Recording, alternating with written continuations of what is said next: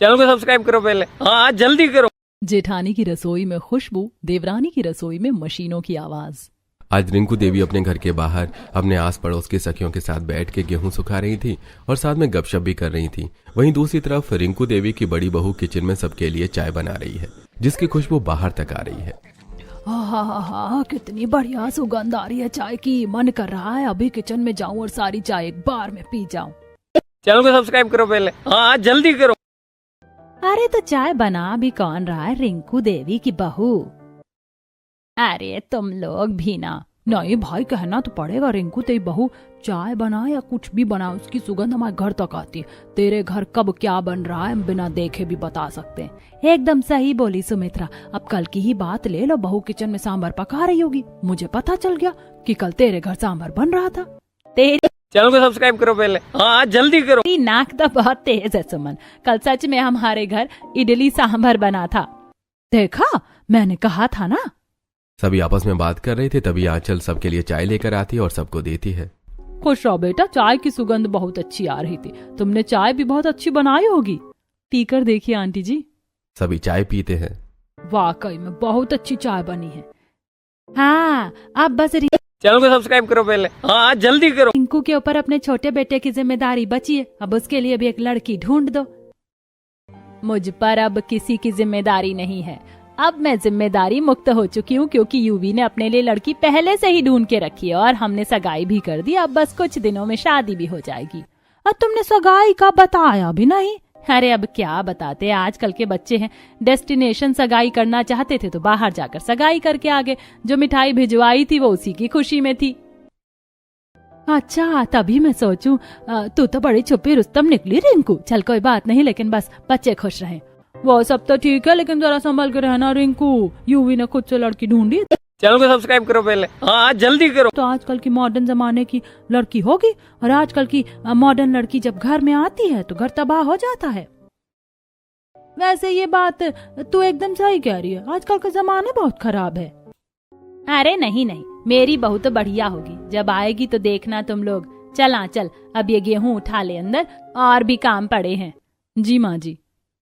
अब आंचल सारे गेहूं इकट्ठा करके घर में ले जाती है। कुछ देर बाद सुमित्रा और सुमन भी चले जाते हैं और अब रिंकू भी अपने घर में हॉल में सोफे पर आके बैठती है। वहीं सोफे पर रिंकू की सास संध्या और रिंकू की बेटी सीमा भी बैठी होती है। क्या हुआ माँ, परेशान लग रही हो?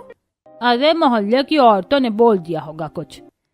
अरे कुछ नहीं, बस सबको बता दिया कि यूवी की शादी होने वाली है, तो उसी पर सब कहने लगे। छोड़ो, मुझे इस बारे में ज्यादा सोचना नहीं है। अभी चैनल को सब्सक्राइब करो पहले, हाँ जल्दी करो। शादी की कितनी सारी तैयारियां भी करनी है। हाँ माँ जी, आप ज्यादा सोचेंगी तो काम कैसे करेंगी? अब जाइए, आप थोड़ा आराम कर लीजिए। ठीक है बहू। रिंकू देवी अपने कमरे में आकर आराम करने लगती है। कुछ दिनों बाद रिंकू देवी के छोटे बेटे यूवी की शादी हो जाती है और आज छोटी बहू का रिंकू देवी के घर में गृह प्रवेश होता है। आओ बेटा, आज इस घर में तुम्हारा स्वागत है। उम्मीद है कि तुम इस घर को अपना समझकर इस घर के सुख दुख को अपना लोगी और अपने बहू होने का कर्तव्य निभाओगी। आओ बेटा, अपने दाहिने पैर से इस कलश को गिराकर कुमकुम में पैर रखकर इस घर में कदम रखो। Okay mummy. प्रिंसी का गृह प्रवेश हो जाता है। वो घर के अंदर आकर एक जगह खड़ी होकर पूरे घर का चारों ओर नजारा देखने लगती है। वाह मम्मी, घर तो बहुत सुंदर है, और ये कितनी अच्छी इत्र की सुगंध भी चारों तरफ फैली हुई है। ये सुगंध किसी इत्र की सुगंध की नहीं है बहू, ये तो मेरी बड़ी बहू के हाथों का कमाल है, जो रसोई में स्वादिष्ट पकवान बना रही है, वो भी खास तेरे लिए। अरे वाह, तब तो खाने में बहुत मजा आएगा सच में। अगर सुगंध इतनी अच्छी है तो आप सोचो कि खाना कितना स्वादिष्ट होगा। वो तो है बेटा, हमारी बड़ी बहू खाना बहुत स्वादिष्ट बनाती।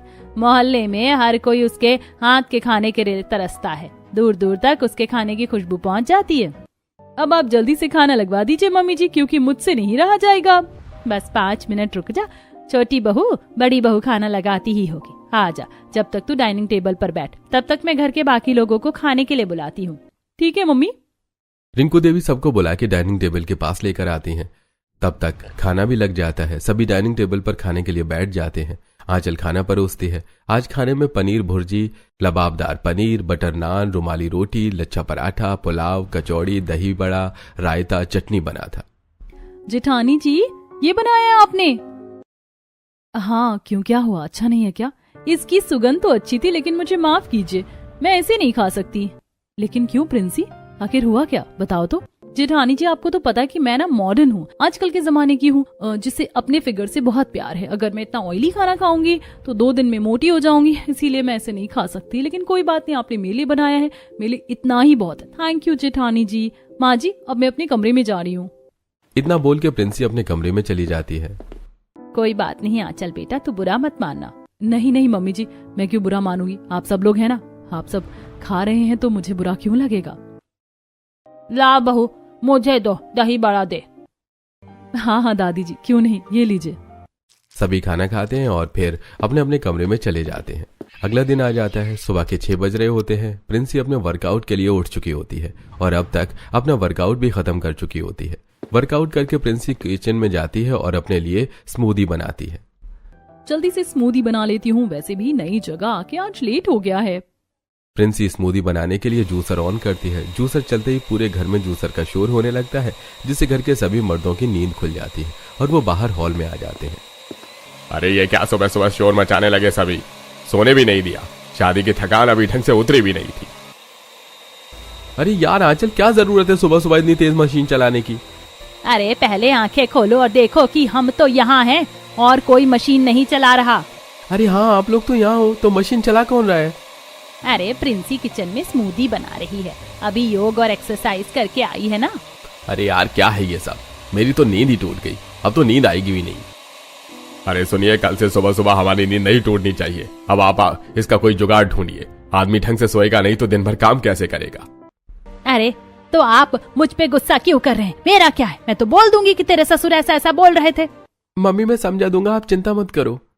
कुछ देर बाद रिंकू देवी और आंचल प्रिंसी के कमरे में जाते हैं। प्रिंसी जिम के कपड़ों में अपने कमरे में कुर्सी पर बैठकर स्मूदी पीते पीते अखबार पढ़ रही होती है। छोटी बहू। जी मम्मी आइए। बेटा सुबह सुबह तूने सबको उठा दिया, तेरी वजह से खामखा हमें सुनना पड़ा। कल से स्मूदी किचन का दरवाजा बंद करके बनाना, जिससे आवाज बाहर ना आए। ठीक है मम्मी, वैसे मुझे पता नहीं था कि सब अभी तक सो रहे हैं। घर के मर्द 7 बजे तक सोते हैं प्रिंसी, उसके बाद उठकर तैयार होकर 8 बजे तक काम पर चले जाते हैं। वो तो ठीक है जेठानी जी, लेकिन फिटनेस का भी तो ध्यान देना चाहिए। वो सब तो तू छोड़ बेटा, बस दरवाजा बंद कर लेना कल से। दरवाजा तो मैं नहीं बंद करूंगी, क्योंकि अब सबको टाइम से उठना ही पड़ेगा। भला ऐसा भी कोई करता है? सुबह सुबह अपने शरीर के लिए 1 घंटा तो हर कोई निकाल ही सकता है। और हाँ प्रिंसी बेटा, जल्दी से तैयार होकर नीचे आ जाओ, आज तुम्हारी पहली रसोई है ना। ठीक है मम्मी जी, मैं आती हूँ। इतना बोलकर रिंकू देवी और आंचल बाहर आ जाती हैं और प्रिंसी नई दुल्हन की तरह तैयार होकर नीचे जाती है, जहाँ किचन में उसकी सास और जेठानी उसका इंतजार कर रही होती हैं। आ गई बेटा, आजा आजा, हम तेरा ही इंतजार कर रहे थे। देख, ये है हमारा किचन, जिसे आज तक हमारी बड़ी बहू आंचल संभालती आई है। हाँ प्रिंसी, लेकिन अब से हम दोनों को मिलजुल कर इस किचन को संभालना है। देखो, यहाँ तुम्हें सब कुछ मिल जाएगा, सारे इलेक्ट्रॉनिक आइटम जैसे कि मिक्सर, कॉफी मेकर, रोटी maker, toaster, electronic stove, dishwasher वगैरह। ठीक है, तो आप लोग बाहर मेरा वेट कीजिए, मैं अभी कुछ देर में आप लोगों के लिए कुछ बढ़िया सा बना कर लाती हूँ। ठीक है। रिंकू देवी और आंचल किचन से बाहर हॉल में सोफे पर आकर बैठती हैं, जहाँ सीमा और संध्या पहले से बैठी हुई थी। क्या बना रही है छोटी बहू? पता नहीं माँ जी, बस कह दिया कि बाहर जाइए, मैं बना कर लाती हूँ। मैं तो बहुत एक्साइटेड हूँ भाभी के हाथ का खाना खाने के लिए। चैनल को सब्सक्राइब करो पहले, हाँ जल्दी करो। एक तरफ बाहर सब लोग एक्साइटेड थे कि छोटी बहू क्या बनाएगी, वहीं छोटी बहू किचन में पहली रसोई की तैयारियां कर रही होती है। ऐसा करती हूँ, पहली रसोई में कॉफी, सैंडविच, चाउमीन और हनी चिली पोटैटो बना लेती हूँ। फटाफट बन भी जाएगा और घर वालों को थोड़ा मॉडर्न खाने को भी मिल जाएगा। पहले सैंडविच में पड़ने वाली हरी चटनी बना लेती हूँ। हरी चटनी बनाने के लिए प्रिंसी जैसे ही मिक्सर ऑन करती है, पूरे घर में शोर होने लगता है। अरे मेरे तो कान फट जाएंगे, इसको जाकर कोई रोको। दादी जी, प्रिंसी पहली रसोई का खाना बना रही, कैसे रोक दूं उसे?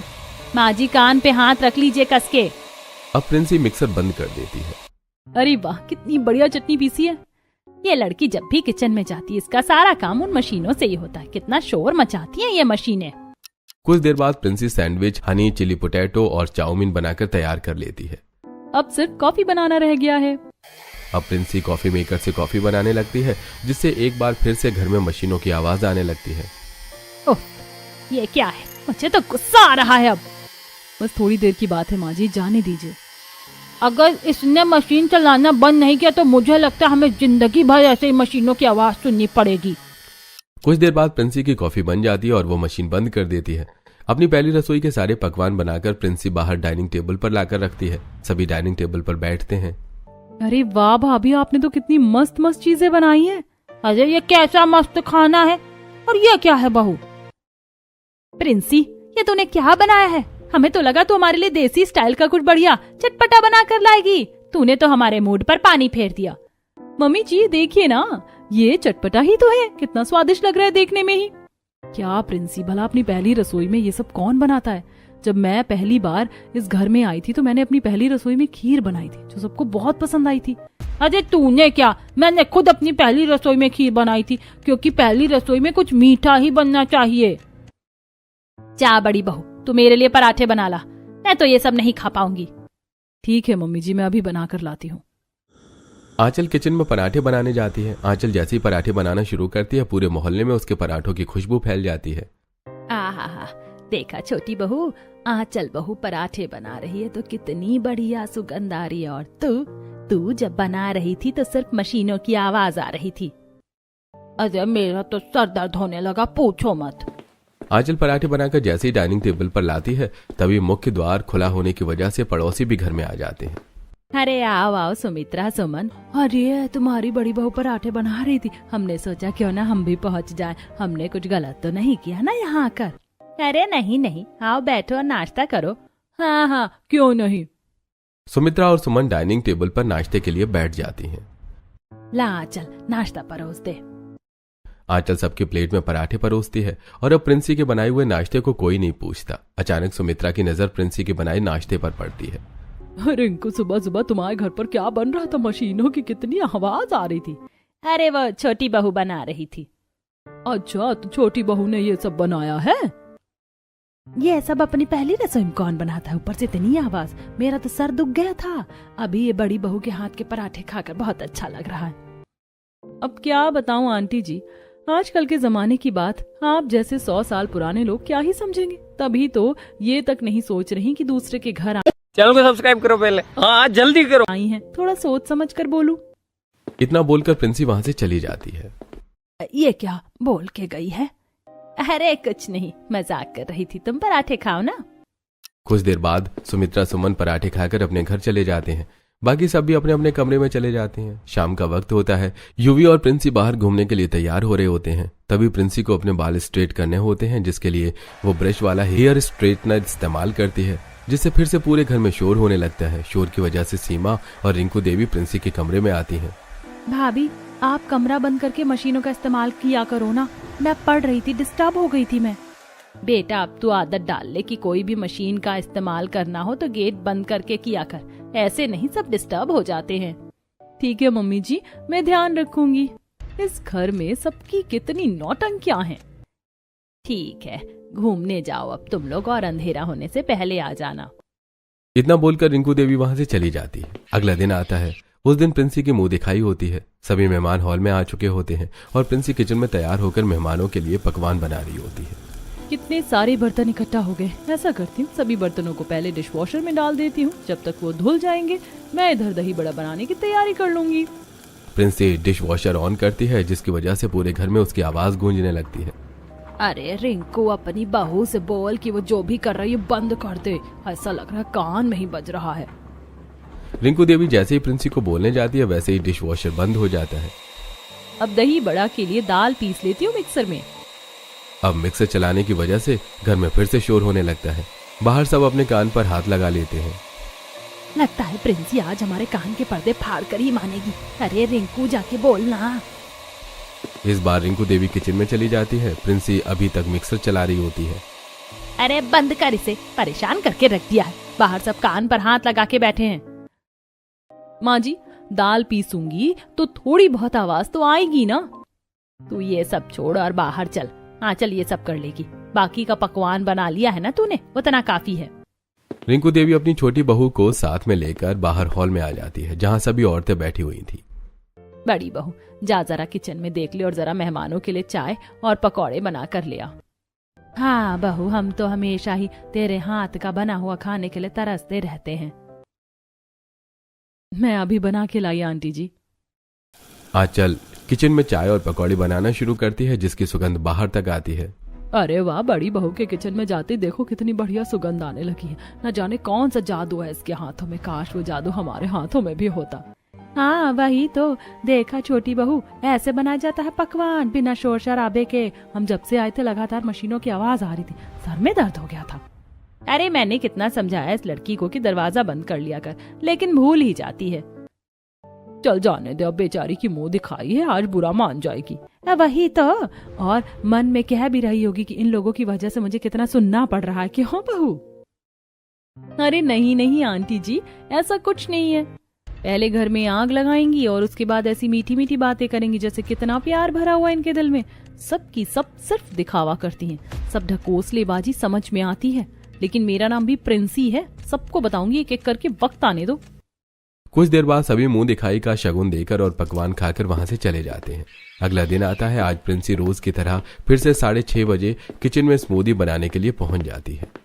कल वो बूढ़ी औरतों की वजह से मुझे कितना कुछ सुनना पड़ा था, अब जब इतना सब कुछ मुझे सुनना ही पड़ रहा है तो क्यों ना इन्हें और परेशान किया जाए। प्रिंसी रसोई की खिड़की खोल देती है। ये हुई ना बात, अब इन्हें पता चलेगा कि असली सरदर्द होता कैसा है। अब बनाऊंगी स्मूदी, और आज 1 ग्लास नहीं 2 ग्लास स्मूदी बनाऊंगी।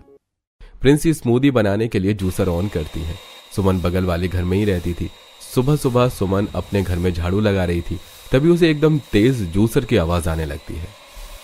ओफो, लगता है कि रिंकू की छोटी बहू ने सुबह सुबह फिर से अपना चालू कर दिया। अरे कल कितना बोला था, लेकिन फिर भी इनको समझ में नहीं आता।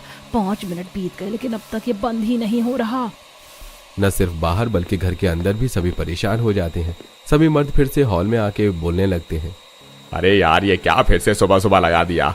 क्या चाहते हो तुम लोग? साफ साफ बता दो। लगता है अब आज इसके घर जाना ही पड़ेगा। सुमन रिंकू का दरवाजा खटखटाती है। सीमा गेट खोलती है और सुमन अंदर आती है। रिंकू, ये क्या लगा रखा थी छोटी बहू ने?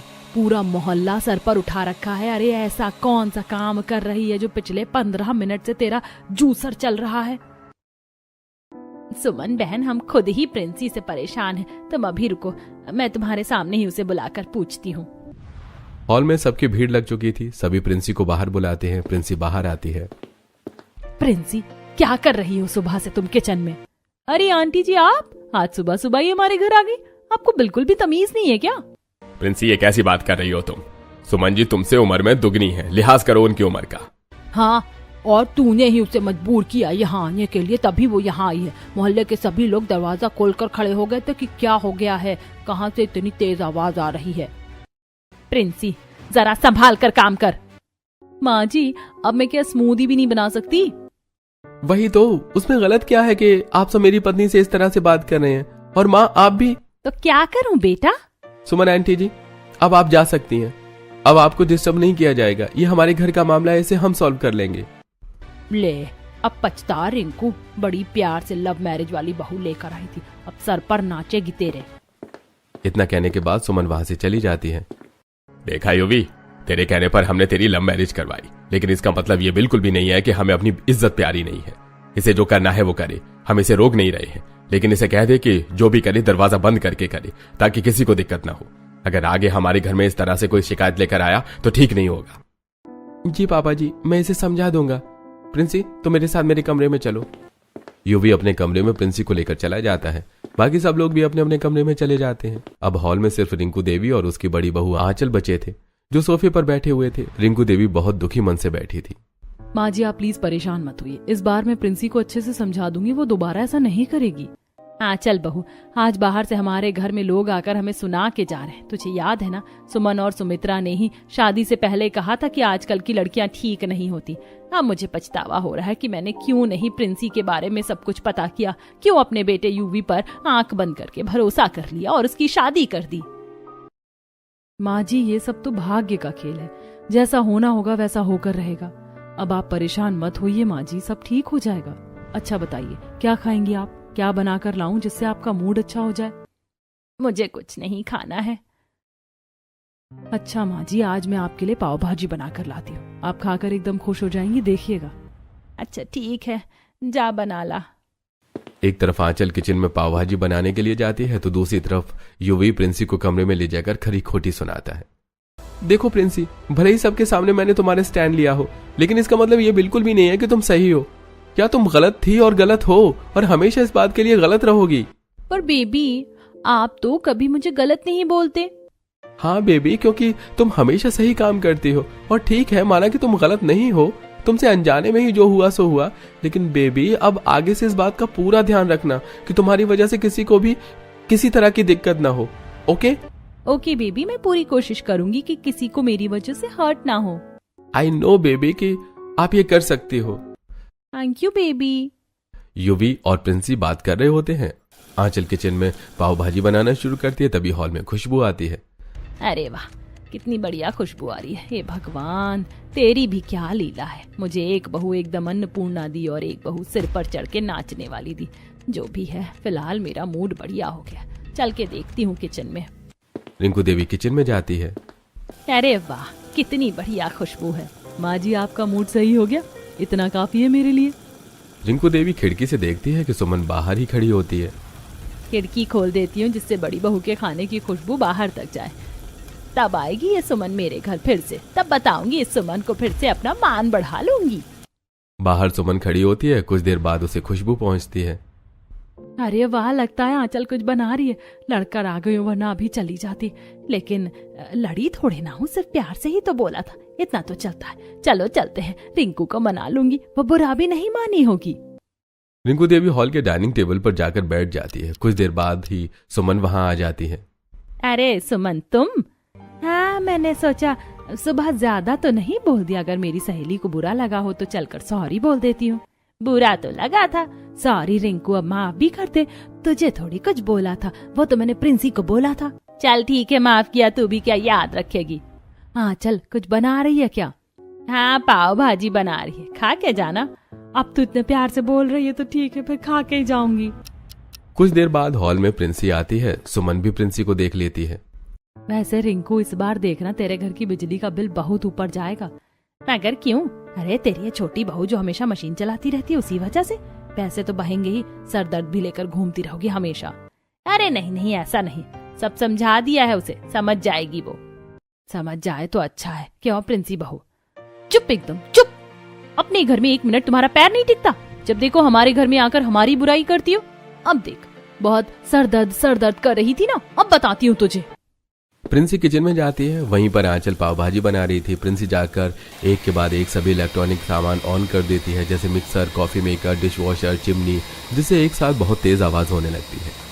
अरे प्रिंसी, ये क्या कर रही है तू? कान से खून निकलवाएगी क्या? अरे रिंकू, अपनी बहू को समझा। बहुत हुआ इसका, अब इसका कुछ तो करना पड़ेगा, वरना ये हमेशा हमारी बेइज्जती कराती रहेगी। ये सोचते सोचते अचानक रिंकू देवी जमीन पर गिर जाती है। सुमन तेज तेज चिल्लाने लगती है। तभी दादी संध्या, सीमा, युवी, अखिल और बलविंदर हॉल में आ जाते हैं। आंचल सभी इलेक्ट्रॉनिक सामान ऑफ करके बाहर आती है और प्रिंसी भी बाहर आती है। अरे माँ को ये क्या हुआ? माँ नीचे कैसे गिर गई?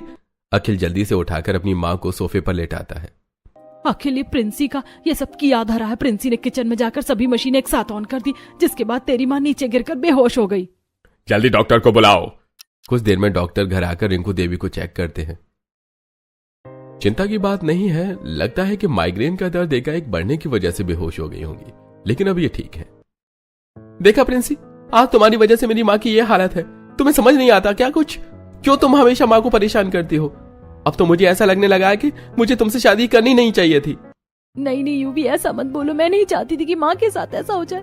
मैं तो बस सुमन आंटी की वजह से ऐसा कर रही थी। मुझे माफ कर दीजिए माँ, मैं कसम खाती हूँ आज के बाद कभी भी कोई भी इलेक्ट्रॉनिक सामान इस्तेमाल नहीं करूंगी। बस मैं यही तो चाहती थी, तभी तो मैंने ये सब नाटक किया। माँ, ये नाटक था? कोई बात नहीं माँ, भले ही आपने नाटक किया हो, लेकिन अब से मैं ऐसा नहीं करूंगी। क्या पता सच में मेरे ऐसा करने से कोई परेशान हो जाए और उसकी ज्यादा तबीयत बिगड़ जाए। चलो अच्छी बात है बहू कि तुम्हें ये बात समझ आ गई। हाँ पापा जी, अब से मैं आप सबके बारे में सोच कर ही कुछ करूंगी। हाँ बहू, और अगर तुझे कुछ इस्तेमाल करना है तो दरवाजा बंद करके इस्तेमाल करना, ठीक है? जी माँ जी। तो इस तरह से प्रिंसी को अपनी गलती का एहसास होता है और अब प्रिंसी अपनी गलती कभी दोहराती नहीं है और वो खुशी खुशी अपने परिवार के साथ रहने लगती है। चैनल को सब्सक्राइब करो पहले, हाँ जल्दी करो।